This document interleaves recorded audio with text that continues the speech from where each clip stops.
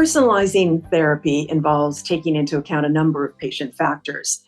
What should be considered when deciding on a treatment regimen for a given patient? hmm Yes, that's a great question, and one that is really important in formulating a treatment plan. So some patients, because of their health status, for example, aren't able to undergo surgery. And that happens.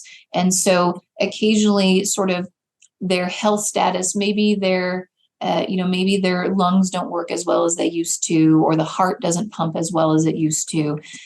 Those sorts of health concerns can help us tailor and personalize treatments to what would be the most, the safest, but also the most effective approach. Occasionally, patients have other long-term chronic diseases where using immunotherapy might be more dangerous than helpful. These are sometimes autoimmune diseases, especially ones that affect the brain. So, for example, multiple sclerosis can be one of those, or diseases that affect the lungs, interstitial lung diseases.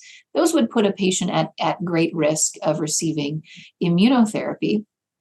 But outside of the kind of the health status, it's also important, I think, to talk about what your preferences are as a patient as well, because sometimes we will come to you and say, here are these multiple different choices, and what's important to you, or maybe what you're worried about or what you're concerned about, are considerations that we want to hear about and understand, so that we can talk you through the process and help make some of these decisions.